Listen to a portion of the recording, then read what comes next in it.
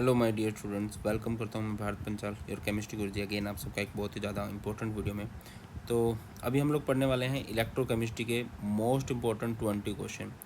And ये जो question है मैंने सेलेक्ट किए हैं अरिहंत से, है ना। अरिहंत का जो सैम्पल पेपर है उसमें से सेलेक्ट किए हैं। तो बेटा मोस्टली न्यूमेरिकल हैं और बाकी मतलब ये आपका लेवल जो है मॉडरेट टू मॉडरेट कह सकते हो, ना ही ईजी है इसमें ना ही ज़्यादा डिफ़िकल्ट है, ठीक है ना। और ये पूरा चैप्टर बहुत अच्छे से आपका कवर करवा देगा, मतलब बहुत आपको फील आने वाली है यार, है ना। ऑलरेडी और ये 5 नंबर का चैप्टर आता है तो बनता है इसके रिलेटेड पढ़ना। इसके ऑलरेडी वन शॉट और प्रीवियस ईयर क्वेश्चन मैंने करवा दिए हैं, आई होप कि आप लोग वो देख चुके हो। तो चलिए स्टार्ट करते हैं क्वेश्चन नंबर 1 से। क्वेश्चन है the two half reaction of an electrochemical cell are given below, है ना।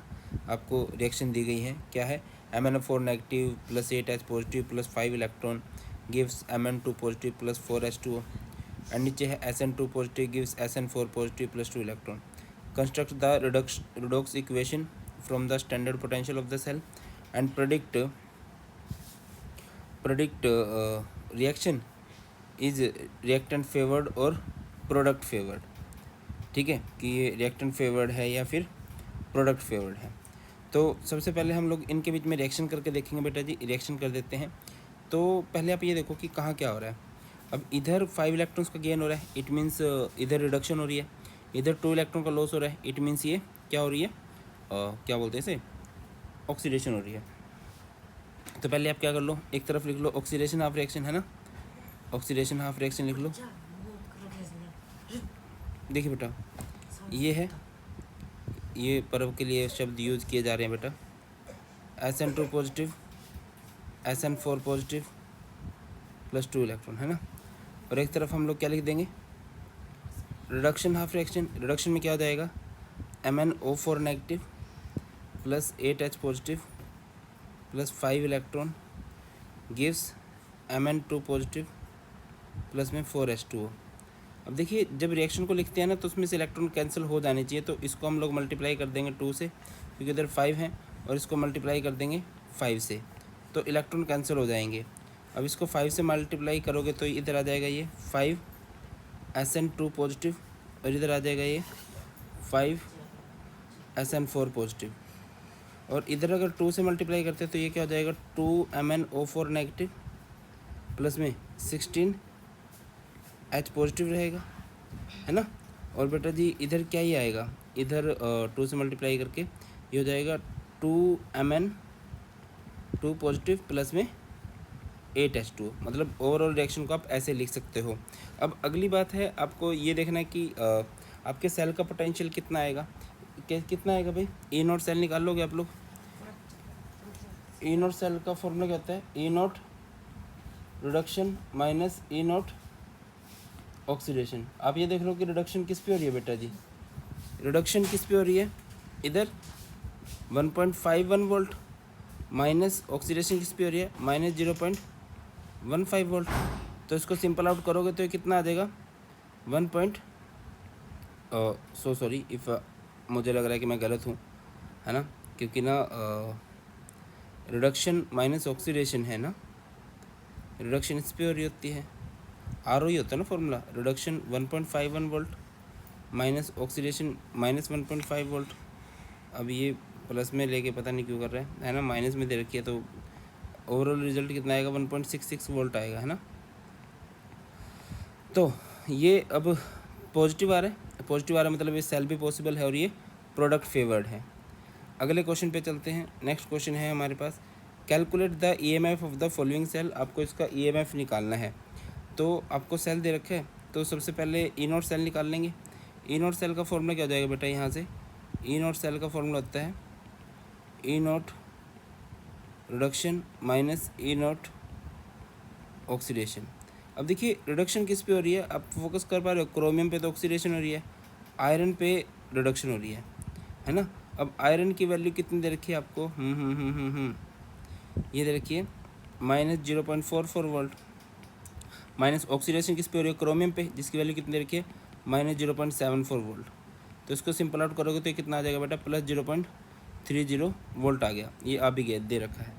तो यहाँ से आप लोग ई सेल निकाल लोगे कि नहीं निकाल लोगे भाई।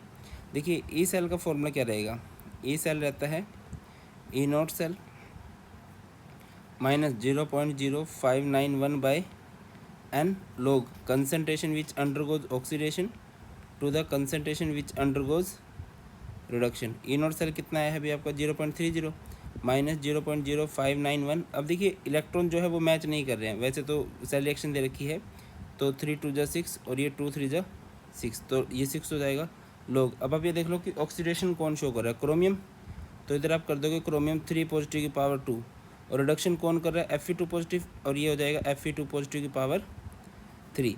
तो बेटा जी हो जाएगा 0.30 माइनस 0.0591 बाई 6 लोग। Cr3 पॉजिटिव की कंसनट्रेशन कितनी है भाई? ये दे रखिए Cr2 पॉजिटिव की कंसनट्रेशन 10 की पावर -2। इस अरे भाई भाई भाई इतनी मेहनत की थी, चलो ये दे रखा है भाई इधर, ये आपका आ गया था ई सेल, ये 0.0591 बाई 6 है ना लोग। Cr3 पॉजिटिव की कंसनट्रेशन आपको ये दे रखी है 0.01 की पावर 2, और Fe2 पॉजिटिव की कंसनट्रेशन आपको ये दे रखी है 0.1। इसको सिंपल आउट कर लोगे है ना, इसको सिंपल आउट करके आपका आंसर आ जाएगा। नेक्स्ट क्वेश्चन की तरफ चलते हैं। Calculate the degree of dissociation, calculate the degree of dissociation of acetic acid if its molar conductivity is 40.05 siemens centimetre square mole inverse. अब देखिए आपको पता है डिग्री ऑफ डिसोसिएशन का फॉर्मूला क्या रहता है, डिग्री ऑफ डिसोसिएशन का फॉर्मूला रहता है molar conductivity at given concentration to the molar conductivity when concentration approaches to 0। अब गिवन कंसंट्रेशन पे मोलर कंडक्टिविटी इन्होंने कितनी दे रखी है बेटा 40.05। एट इनफाइनाइट डाइल्यूशन के लिए क्या करोगे आप लोग, देखिए एसिटिक एसिड है ना, अब एसिटिक एसिड की जब आप लिमिटिंग मोलर कंडक्टिविटी निकालोगे तो क्या हो जाएगा, ये हो जाएगा इनका सम है ना, CH3COO नेगेटिव प्लस में H पॉजिटिव। अब देखिए CH3COO नेगेटिव का कितना दे रखा है भाई 50.9, एंड H पॉजिटिव की कितनी दे रखी है 350.6। सिंपल आउट कर लीजिए, 9 6 कितना हो जाएगा ये, अरे नहीं 9 6 15 नहीं होगा, ये अलग अलग है ना। ये 9 9 और जब इसको जोड़ोगे तो मेरे हिसाब से हो जाएगा 400.69, क्योंकि 09 है ना भाई। अब या तो ये ही अलग जोड़ रहे हैं भाई या मैं ही अलग जोड़ रहा हूँ। अब देखना इधर इन्होंने 50.09 दे रखा है और ये इधर 50.9 है, मैं इनकी तारीफ़ कर रहा हूँ और ये बेइज्जती करवा रहे हैं मेरी, फिर बोल देंगे भारत सर का मैथ गंदा है, ठीक है ना। तो ये हो जाएगा 400.69, ठीक है। जब आप इसको सिंपल आउट करोगे ना अप्रोक्स कितना आ जाएगा डिग्री ऑफ डिसोसिएशन आपका 0.1 या 0.99, जो भी 0.99 नहीं आएगा 0.099 आ सकता है या 0.1। अगला क्वेश्चन है, अच्छा क्वेश्चन है, the electrical resistance of a column of 0.05 molar NaOH solution. Okay ज़्यादा दूर चला गया शायद, ये क्वेश्चन पूरा नहीं हो पा रहा है ना। The electrical resistance of a column of 0.05 molar NaOH solution of diameter 1 centimetre and length 50 centimetre is 5.5 into 10 की power 3 ohm. Calculate its resistivity and conductivity. तो देखिए आपको क्या गिवन है, सबसे पहले तो आपको इसकी कंसंट्रेशन गिवन है ना, मोलर कंसंट्रेशन कितनी गिवन है भाई 0.05। उसके बाद आपको डायमीटर गिवन है 1 सेंटीमीटर, तो रेडियस कितना हो जाएगा 1/2 सेंटीमीटर। लेंथ कितनी गिवन है भाई इसकी 50 सेंटीमीटर। तो और क्या गिवन है, इलेक्ट्रिकल रेजिस्टेंस है ना, यानी कि R दे रखा आपको कितना 5.55 इंटू 10 की पावर 3 ओम है ना। उसके बाद क्या करना है ब्रो आपको, ब्रो उसके बाद आपने करना है आप लोग देखिए, अगर R का फॉर्मूला क्या होता है, R का फॉर्मूला होता है रो इंटू में L/A। अब आपको एक तो पता होना चाहिए L और एक पता होना चाहिए A यानी कि एरिया। अब आपको L तो पता है, लेंथ तो पता है, एरिया नहीं पता। अच्छा रेजिस्टिविटी का फॉर्मूला क्या हो जाएगा, यहाँ से रेजिस्टिविटी को इधर कर लोगे, ये हो जाएगा R इंटू में A/L है ना। तो अब सबसे पहले एरिया निकाल लीजिए आप लोग। एरिया कैसे निकाल लोगे? एरिया का फॉर्मूला होता है पाई आर स्क्वायर, पाई यानी 3.14, और आर कितना है आपका रेडियस 1/2 का स्क्वायर। सिंपल आउट कीजिए कितना आ जाएगा 0.785। अब मेरे मैथ में मत बैठ जाना भाई, यहाँ लिखा हुआ है, मैंने तो तुम्हें सिर्फ वे बताया है, ठीक है ना, इस तरह से। अब इसके बाद क्या हो जाएगा भाई, पुट कर दो। आर रेजिस्टेंस कितनी दे रखी है आपको 5.55 इंटू 10⁻3। एरिया कितना आया है 0.785 डिवाइडेड बाय एल कितनी है 50। सिंपल आउट कर लेंगे तो बेटा ये कितना आ जाएगा आपका, ये आ जाएगा आपका रो, इधर से आपका आ जाएगा रो। एंड देन अगर आपको कापा निकालना है, कंडक्टिविटी निकालना है, कापा क्या होता है 1/रो। बेटा जी फॉर्मूलाज आपको जरूर आनी चाहिए, ठीक है ना, और रो की वैल्यू आई गई है। आगे बढ़ते हैं, नेक्स्ट क्वेश्चन है calculate the equilibrium constant for the reaction. आपको रिएक्शन दे रखी है 2Fe3 positive plus 3I negative gives 2Fe2 positive plus I3 negative. The standard reduction potential in acidic condition is 0.78 volt and 0.54 volt respectively, है ना।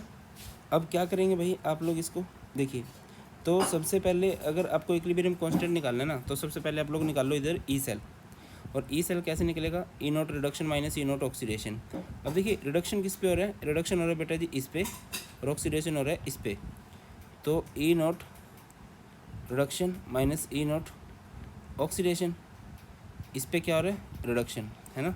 इसकी value कितनी है 0.78 minus में 0.54, तो बेटा जी ये कितना आ जाएगा इधर से 0.24 वोल्ट। अब इक्विलिब्रियम कांस्टेंट वाला फॉर्मूला लगा दोगे। इक्विलिब्रियम कांस्टेंट क्या होता है, इक्विलिब्रियम का कांस्टेंट का अगर आपको फॉर्मूला पता हो तो E naught cell is 0.0591/n log के। अब आप देखो कि कितने इलेक्ट्रॉन का डिफरेंस आ रहा है भाई यहाँ से, अगर आप फोकस कर पा रहे हो तो ये 2 3 जा 6 और ये 2 2 जा 4, यानी कि 6 से 4 2 इलेक्ट्रॉन का डिफरेंस है। तो यहाँ पर देखिए ई नॉट सेल आपका आ गया था 0.24, एन डिफरेंस आया है 2 का log के, ठीक है। तो इसको सिंपल आउट कर लोगे, ये कितना आ जाएगा 0.029। अब ये पॉन में जाएगा log के इज इक्वल टू कितना आ गया यहाँ से 8, और इक्विलिब्रियम कांस्टेंट कितना आ जाएगा anti log of 8, anti log of 8 कितना आ जाएगा 10⁸। आई होप आपको लॉग एंटी लॉग थोड़ी बहुत पता है, थोड़ा बहुत बेसिक आपको होना भी चाहिए क्लियर। नेक्स्ट क्वेश्चन है बेटा जी आपके पास, नेक्स्ट क्वेश्चन है using the standard electrode potential predict if the reaction between the following is feasible और नॉट। आपको वैल्यूज़ गिवन है और ये एनसीईआरटी का क्वेश्चन है, जैसे कि आई के बारे में गिवन है, कॉपर की गिवन है। अच्छा देखो आपको रिएक्शन करनी है Fe3 पॉजिटिव की एंड I नेगेटिव की, कैसे कीजिएगा। अब Fe3 पॉजिटिव है और I नेगेटिव है। Fe3 पॉजिटिव से क्या बनेगा Fe2 पॉजिटिव बनेगा, और I नेगेटिव से क्या बनेगा भाई हाफ I2 बन जाएगा, ठीक है ना। अब यानी कि इधर क्या हो रही है आपकी रिडक्शन, इधर क्या हो रही है आपकी ऑक्सीडेशन। अब यहाँ से आप ई नोट सेल निकाल लोगे। ई नोट सेल जब आप निकाल लोगे तो वो क्या होता है ई नोट रिडक्शन माइनस ई नोट ऑक्सीडेशन। अब आप फोकस कीजिए कि रिडक्शन किस पे हो रही है आयरन पे, और आयरन की कितनी दे रखी है 0.77। ऑक्सीडेशन किस पे हो रही है आयोडीन पे, आयोडीन कितना है 0.541। अब देखो बेटा जब आप इसको सिंपल आउट करोगे ना तो वैल्यू जो आएगी पॉजिटिव आएगी, और अगर इस तरह से वैल्यू पॉजिटिव आ रही है तो मतलब ये रिएक्शन पॉसिबल है, ये रिएक्शन जो है फिजिबल है, क्लियर है। इस तरह से जैसे ये देख लो 0.23 आ गया, मतलब अगर वैल्यू पॉजिटिव आ रही है भाई तो वो हमेशा पॉसिबल होती है। अब जैसे अगला केस देख लो आप Fe3 positive and Br negative वाला है। अब Fe3 पॉजिटिव Br नेगेटिव से क्या हो सकता है, इधर है Fe3 पॉजिटिव और इधर है Br नेगेटिव, तो ये Fe3 पॉजिटिव किस में कन्वर्ट होगा इसके बाद Fe2 पॉजिटिव में, और Br किस में होगा हाफ Br2 में, है ना। यही ना भाई देख लो, ये देख लो, ठीक है ना। अब देखो Fe3 पॉजिटिव तो Fe2 पॉजिटिव हो गया, और Br नेगेटिव किस में कन्वर्ट हो जाएगा हाफ Br2 में। अब यानी कि इधर इस पे तो रिडक्शन हो रही थी, Fe वाले पे रिडक्शन है तो इसका 0.77 है, और माइनस कर दोगे ऑक्सीडेशन दैट इज 0.80, तो ये कितना आएगा, ये आएगा -0.03 वोल्ट। बट ये वैल्यू तो माइनस आ गई ना, और अगर माइनस में आ गई तो भाई ये चीज़ पॉसिबल है नहीं। मैंने सिल्वर पुट कर दिया, ब्रोमीन पुट करना था, बट वैल्यू माइनस आ रही है, और माइनस आ रही है इट मीन्स वो पॉसिबल नहीं है। इस तरह का क्वेश्चन लगा लोगे। नेक्स्ट क्वेश्चन है, when acidified water is electrolysed will the pH of solution is affected, justify your answer. ठीक है, मतलब आपने एक एसिडिफाइड वाटर ले लिया, ठीक है, जिसमें थोड़ा हल्का फुल्का एसिड है, और इलेक्ट्रोलाइज कराने का मतलब होता है उसमें से करंट पास कराना, तो क्या उसका पीएच चेंज होगा? देखिए पीएच कब होता है चेंज बेटा? PH of the solution depends upon the concentration of H positive ion, है ना। अब आपने सिर्फ उसमें से करंट पास कराया है, कंसंट्रेशन कम ज़्यादा नहीं की है आपने, दस pH of the solution remains constant, ये रिमेन्स अनअफेक्टेड। अगला क्वेश्चन है, calculate the standard cell potential and delta G naught, है ना, values of the galvanic cell in the following reaction takes place. अब कई सारे हैं बट मैं आपको इसमें से एक ही कराऊंगा, ठीक है ना। एक भैया अब क्या है ना, बहुत ज़्यादा तो आप लोगों की प्रैक्टिस भी है ना। अब देखो, जैसे कि सबसे पहले पे चलते हैं हम लोग। सबसे पहले हमारे पास 2Cr 3Cd 2 positive gives 2Cr 3 positive 3Cd। अब आप क्रोमियम से क्रोमियम को कंपेयर कर दो तो ये ऑक्सीडेशन है, कैडमियम से कैडमियम को कंपेयर कर दो तो ये रिडक्शन है। तो यहाँ से सबसे पहले आप ई नॉट सेल निकाल लोगे। E naught cell is E naught reduction minus E naught oxidation. अब आप देखो कि रिडक्शन किस पे हो रही है ब्रो? कैडमियम पे, और कैडमियम की वैल्यू कितनी दे रखी है आपको? -0.40। ऑक्सीडेशन हो रही है क्रोमियम पे, और क्रोमियम की वैल्यू कितनी हो रही है दे रखी है आपको? -0.74। तो ये -0.40 एंड +0.74 कितना आ जाएगा यहाँ से? ये आ जाएगा +0.34 वोल्ट। यहाँ से आप देख भी पा रहे हो।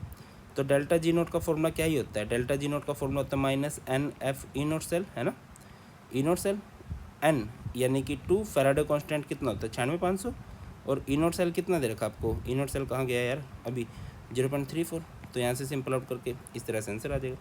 मतलब कहने का वे ये है कि हाँ, आपको बस तरीके बताया जा रहे हैं कि भाई इस क्वेश्चन को ऐसे करना है। हाँ, जब आप ई नोट सेल से निकालोगे तो आंसर जो आपका आएगा कूलम वोल्ट यानी कि जूल में आएगा। आप उसे किलो जूल में कन्वर्ट कर सकते हो बाय डिवाइडिंग 1000, है ना। अगला क्वेश्चन है, calculate delta G naught and log K C for the following reaction. Just अभी किया था, है ना। ई नोट सेल आपको गिवन है, तो आप लोग क्या कर दोगे? डेल्टा जी नोट निकाल लोगे। अच्छा, एन नहीं किया था हम लोगों ने ना। एन कैसे देखते हैं बेटा? एन देखिए, ये तो सेल रिएक्शन है, सेल रिएक्शन में तो बहुत आसान होता है। अगर सेल नोटेशन भी होती तब भी आसान नहीं होता, ठीक है। उधर डिफरेंस मैच नहीं करता, और जब डिफरेंस मैच नहीं करता उनको मल्टीप्लाई कर देते हैं। बाकी इधर तो दिख रहा है ये 2+ है, और ये 3 टाइम्स है, और ये 3+ है 2 टाइम्स है, यानी कि एन की वैल्यू कितनी है? 6 है। Come to the point. अब देखो इस क्वेश्चन में आपको सबसे पहले निकालना है डेल्टा जी नोट, है ना। अब डेल्टा जी नोट का फॉर्मूला क्या ही रहेगा? डेल्टा जी नोट रहेगा -NF ई नोट सेल, है ना। और भाई एन यानी कि नंबर ऑफ इलेक्ट्रॉन लॉस और गेन कितने हैं? 6। फैराडे कांस्टेंट कितना है? 96,500। और ई नोट सेल तो अभी किया ही था 0.34, और वैसे भी गिवन है आपको। ई नोट सेल जो है बेटा जी वो गिवन है। अब इसके बाद आप लोग क्या निकालोगे? इधर लॉग के सी, है ना। और लॉग के सी कैसे निकलता है भाई? लॉग के सी अगर आपको निकालना है तो क्या रहता है? E naught cell equal to 0.059 by N log K C. अब ई नोट सेल आपको कितना दे रखा है? 0.34, है ना। एन यानी कि 6, और ये 0.059 इधर आ जाएगा, और इधर आपका लॉग के सी बच जाएगा। जो भी आएगा उसको सॉल्व कर लेंगे, आपको गिवन होगा antilog of this is this, है ना। अगले क्वेश्चन की तरफ बढ़ते हैं। The E naught value in respect of electrode of chromium, manganese and iron are this and this. Very good. On the basis of the above information compare the feasibility of further oxidation of their +2 oxidation state. अब आप बताओ भाई, feasibility of +2 oxidation state. अब देखो कि कौन +2 oxidation state में value जाते हो ना, पॉजिटिव किसकी हो रही है ज़्यादा। तो अगर आप देख पा रहे हो तो क्रोमियम 3 पॉजिटिव से क्रोमियम 2 पॉजिटिव -0.4, Mn 3 पॉजिटिव से Mn 2 पॉजिटिव है माइनस नहीं +1.5 वोल्ट, एंड Fe3 पॉजिटिव से Fe2 पॉजिटिव जो है वो है 0.8 वोल्ट। तो बेटा इनमें सबसे ज़्यादा स्टेबल है Mn वाला, और सबसे कम स्टेबल है क्रोमियम वाला। ये देख लो, ये बुक वाले ना मेरी बेइज्जती करा दिया भाई, इतना ब्लाइंड ट्रस्ट करके चल रहा हूँ मैं इन पे, ठीक है ना। तो ये है इंक्रीजिंग ऑर्डर, तो ये रहेगा। तो सबसे ज़्यादा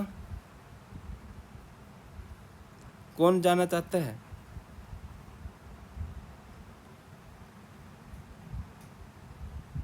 मतलब +2 ऑक्सीडेशन स्टेट की तरफ कौन जाना चाहता है? मैग्नीज। अब क्वेश्चन ये था, on the basis of the above information compare the feasibility of further oxidation of +2, मतलब कौन +2 से चेंज होना चाहता है। ये तो बात थी कि +2 में कौन जाना चाहता है, अब +2 से चेंज, इसका रिवर्स ऑर्डर आ जाएगा। नेक्स्ट क्वेश्चन है the conductivity of a 0 point, ये जो ऊपर वाला क्वेश्चन है ये कहीं ना कहीं D&F ब्लॉक से मिलता जुलता है। अगला क्वेश्चन पे चलते हैं। The conductivity of 0.01 molar solution of acetic acid at 298 kelvin is this, calculate molar conductivity. Very nice question. Molar conductivity का फॉर्मूला क्या रहता है? Molar conductivity is kappa into में 1000/m। कप्पा कितना दे रखा आपको, कंडक्टिविटी कितनी दे रखी है?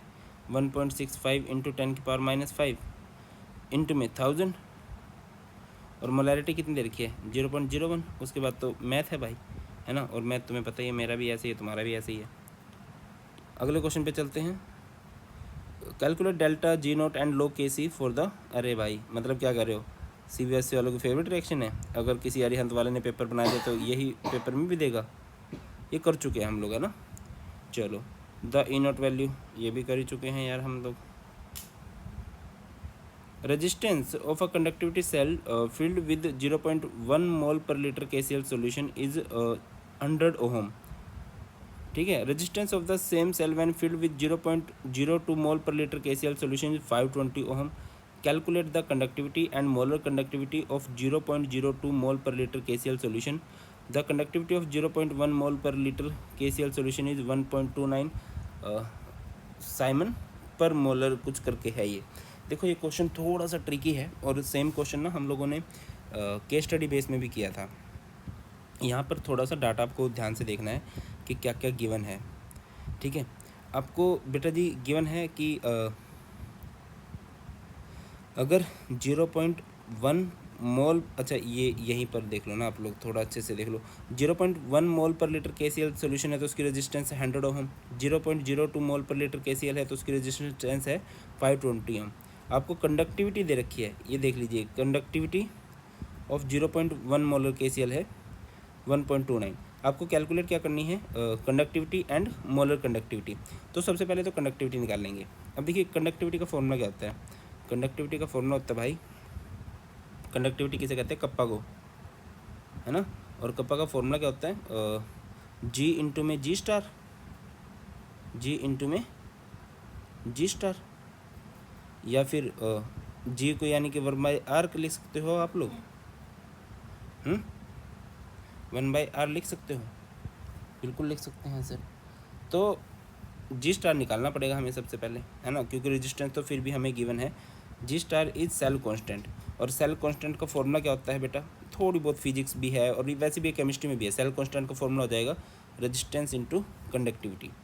रेजिस्टेंस आपको और कंडक्टिविटी आपको गिवन है 0.1 मोलर वाले के लिए, और सेल कांस्टेंट मतलब वो फिक्स रहती है। सेल कांस्टेंट किसे कहते हैं हम लोग?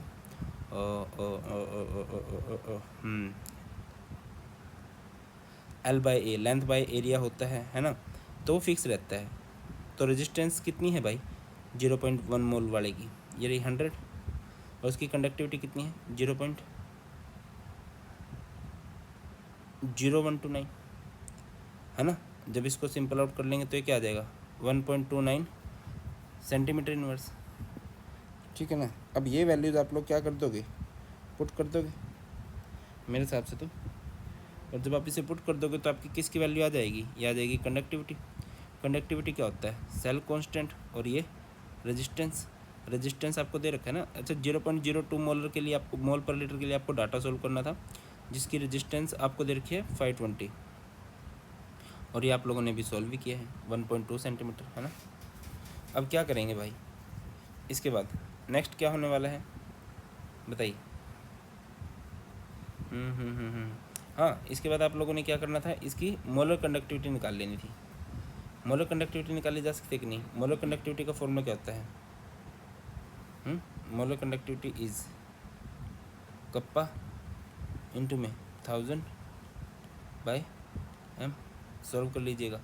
नेक्स्ट क्वेश्चन की तरफ चलते हैं। नेक्स्ट क्वेश्चन है हमारे पास, molar conductivity for NaCl, HCl and sodium acetate is this and this respectively. If the conductivity of 0.0 molar acetic acid is this, then calculate the degree of dissociation.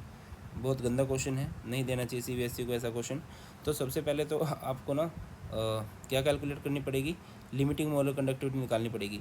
देखिए degree of dissociation का formula क्या होता है, limiting molar conductivity at given concentration to the limiting molar conduct to the molar degree of dissociation का formula क्या होता है, molar conductivity at given concentration to the limiting molar conductivity.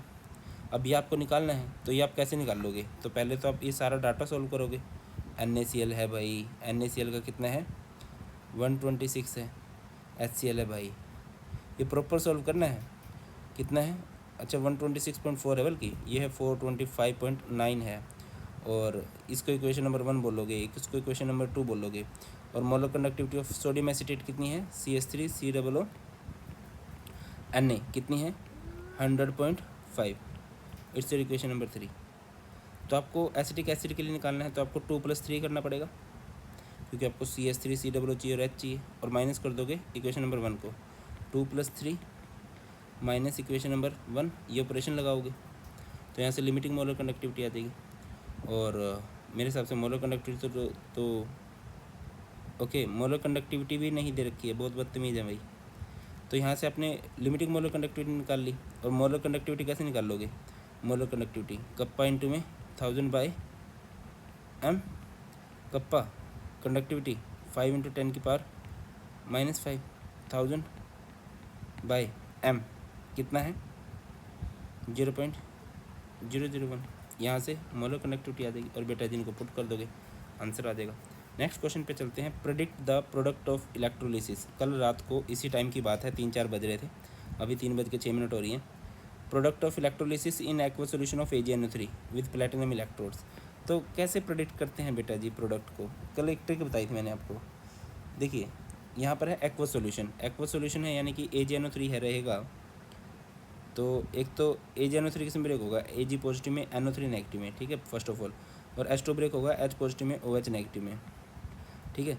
अब इन दोनों में से कैथोड पर कौन जाएगा भैया, कैथोड पर रिडक्शन होती है और कौन नहीं जा सकता, H पॉजिटिव से पहले, वाटर से पहले कौन नहीं जा सकता, S ब्लॉक की एल्युमिनियम मैग्नीज, बट ये जा सकता है। तो यहाँ पर कैथोड पर क्या बनेगा, सिल्वर। और NO3 नेगेटिव OH नेगेटिव में से OH नेगेटिव से पहले कौन नहीं जा सकता, एट एनोड, बताइए। तो मैं बता देता हूँ कौन नहीं जा सकता। एक तो है F नेगेटिव, NO3 नेगेटिव है ना, MnO4 negative, SO4 negative, Cr2SO2 negative, ऐसे ऐसे जो हैं वो नहीं जा सकते हैं। तो भाई साहब NO3 तो जा नहीं सकता, OH नेगेटिव जाएगा एनोड पर, एनोड पर ऑक्सीडेशन होती है तो प्रोडक्ट में क्या बनेगा O2। तो आप लोग लिख सकते हो O2 एट एनोड है ना, एंड Ag एट कैथोड। तो लिखा भी गया है, deposition of silver will takes place at the cathode and O2 gas क्या होगी, लिबरेट होगी। सबसे आसान तरीका भैया, बहुत बढ़िया ट्रिक बताई थी। जिसको प्रोडक्ट ऑफ इलेक्ट्रोलिसिस में डाउट है ना, एक बार देखो मज़ा आ जाएगा, ठीक है। अगले क्वेश्चन की तरफ चलते हैं। Given the standard electrode potential of this and this, बहुत सारे दे रखे हैं यार। Arrange these metal in their increasing order of reducing power. Reducing का मतलब क्या होता है, मतलब जो इन पे ऑक्सीडेशन हो रही हो, या फिर ऐसे देखो करो, जिसका रिडक्शन पोटेंशियल ज़्यादा नेगेटिव है ना, उसकी रिड्यूसिंग पावर उतनी ज़्यादा है। अब आप खुद देख लो इनमें से सबसे ज़्यादा नेगेटिव किसकी है। इनमें से मैं जो देख पा रहा हूँ सबसे ज़्यादा वैल्यू है K की है, -2.39 है ना, तो इसकी सबसे ज़्यादा रिड्यूसिंग पावर है। और सबसे कम किसकी है, सिल्वर, ठीक है बेटा। ये होता है, ऐसे देख सकते हो, जितना ज़्यादा नेगेटिव होता है ना रिडक्शन पोटेंशियल, उतनी ज़्यादा रिड्यूसिंग पावर होती है। मैं समझाता हूँ मैंने बात कैसे कह रहा हूँ। देखो अगर किसी का रिडक्शन पोटेंशियल नेगेटिव है, इट मीन्स वो रिडक्शन शो नहीं करेगा, वो ऑक्सीडेशन शो करेगा, है ना। उसका रिडक्शन पोटेंशियल नेगेटिव मतलब ऑक्सीडेशन पोटेंशियल पॉजिटिव, और ऑक्सीडेशन पोटेंशियल अगर है उसका पॉजिटिव तो वो रिड्यूसिंग पावर हो जाती है ना। चलो आगे बढ़ते हैं। कैलकुलेट द EMF, बड़े अंडररेटेड क्वेश्चन है, NCERT नॉन स्टिक क्वेश्चन, जबकि मैं कहता हूँ सबसे ज़्यादा चांसेस हैं इसके। तो देखिए बेटा, वैसे ना सभी कुछ इस चैप्टर में कवर हो जाता है ना, इनको पढ़ के। मेनली तो इस चैप्टर में है ही न्यूमेरिकल। हाँ, इस साल मतलब 2023 वालों के लिए कुछ डाला है इन्होंने। तो सबसे पहले अच्छा आपको इनोड सेल दे रखा है, अच्छे बच्चे हैं। ई नॉट सेल आपको दे रखा है, तो कर देंगे ना। तो ई सेल का फॉर्मूला क्या होगा बेटा, आई होप ये आपको विजिबल होगा। ई सेल का फॉर्मूला होगा E naught cell minus 0.059 N log concentration which undergoes oxidation to the concentration which undergoes reduction। E naught cell आपको दे रखा है 0.46, ये 0.059/2। अच्छा ये 2 कैसे आया है आप लोग चेक कीजिए, बहुत बच्चों को इधर डाउट रहता है। इधर कितने का डिफरेंस है, 0 से 1 का, इधर कितना डिफरेंस है 2 से 0 का। जब डिफरेंस मैच नहीं करता उनको मल्टीप्लाई कर देते हैं, तो 2 आ गया। एजी पॉजिटिव एक इलेक्ट्रॉन का डिफरेंस शो कर रहा है, बट इलेक्ट्रॉन का डिफरेंस 2 का है, तो इसकी पावर आप 2 कर दोगे। अब एजी पॉजिटिव की कंसंट्रेशन कितनी है, 10 की पावर -3, और उस पूरे की पावर 2 हो जाएगी। Cu2 पॉजिटिव ऑलरेडी 2 इलेक्ट्रॉन का डिफरेंस शो कर रहा है, तो इसकी पावर आप कुछ नहीं करोगे क्योंकि इलेक्ट्रॉन का डिफरेंस 2 का ही और इसकी पावर 2+ ही है, तो इधर 10 की पावर -1 रहेगा। इसके बाद मैथमेटिकल है। What is meant by limiting molar conductivity. Limiting molar conductivity क्या होती है, molar conductivity of an electrolyte when concentration approaches to 0। अगला क्वेश्चन है the molar conductivity of KCl solution at different concentration at 298 Kelvin is plotted as shown in the figure given below। ठीक है, determine the value of molar conductivity and A for KCl। next है state one application of Coller's law, how molar conductivity of solution related to its conductivity। तो बेटा आप लोगों को क्या निकालना है, वैल्यू ऑफ मोलर कंडक्टिविटी। तो देखिए एक ना इक्वेशन होती है डी-बाई-हक्कल इक्वेशन करके कुछ होती है, ये कुछ ऐसे होती है, molar conductivity is limiting molar conductivity minus concentration का रूट। ठीक है ना। अब देखो ये क्या रहेगा, y = mx प्लस में c। ठीक है ना। अब x एक्सिस पे क्या बना रखा आपने, ये सी। अच्छा ये ग्राफ सिखाए हैं भाई बहुत अच्छे से, आप ऐसे नहीं कह सकते। ठीक है, ये है मोलर कंडक्टिविटी, ये वाई एक्सिस पे है, और ये है कंसंट्रेशन का रूट, ये एक्स एक्सिस पे है। तो एम क्या होता है, स्लोप इसका नेगेटिव है। ठीक है कि नहीं। अब किसी पॉइंट पे क्या करोगे, स्लोप ड्रॉ कर दोगे, और वहाँ से क्या आ जाएगा आपका, बताइए।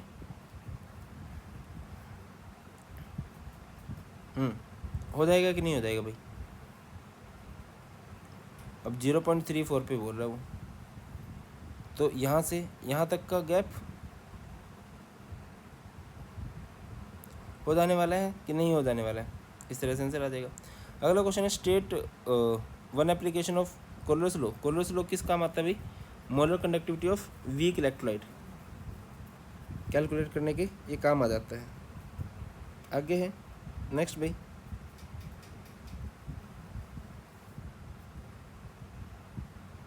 नेक्स्ट है अच्छा ये इक्वेशन ये होती है मोलर कंडक्टिविटी की, limiting molar conductivity minus root of concentration, ये y, ये mx प्लस c है ना। ये c क्या है, इंटरसेप्ट है, और इंटरसेप्ट कितना है 149.85 या अप्रोक्स 150 भी आप लोग बोल सकते हो। ठीक है, और स्लोप क्या आएगा बेटा, जिसका नेगेटिव आने वाला है, delta Y by delta X करके आप लोग इधर से वैल्यू निकाल सकते हो। अगला क्वेश्चन है how molar conductivity of solution related to its conductivity. Molar conductivity से किस तरह से रिलेटेड होती है भाई।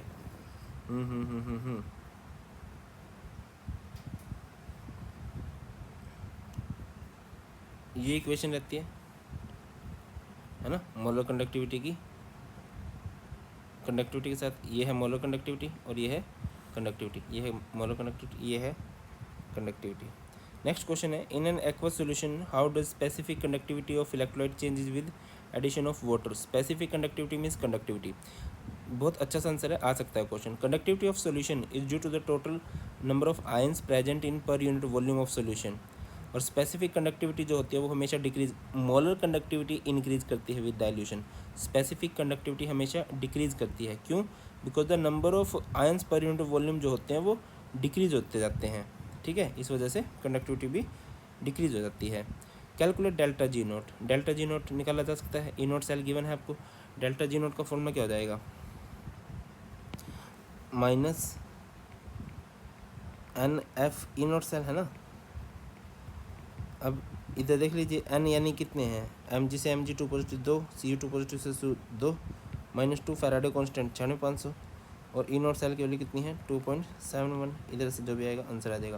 नेक्स्ट क्वेश्चन है why alternating current is used for measuring resistance of an electrolytic solution. Alternating current का क्यों यूज़ करते हैं? क्योंकि अल्टरनेटिंग करंट जो होते हैं, alternating current is used in electrolysis so that the concentration of ions in the solution remains constant and exact value of resistance is measured. Concentration very ना करे और एग्जैक्ट वैल्यू मेजर कर ली जाए। और बेटा जी ये थे 20 most important question. I hope clear होंगे। और इस लेक्चर की पीडीएफ आपको मिल जाएगी भारत पंचाल सर नाम से जो टेलीग्राम पर चैनल है। एक बार इस पीडीएफ को भी देख लेना यार, थोड़ा सा कॉन्फिडेंस आएगा आप मेन क्वेश्चंस को पढ़ के। और अभी 3:15 हो चुके हैं और लेक्चर भी अभी आ ही रहे हैं। ख्याल रखिए अपना।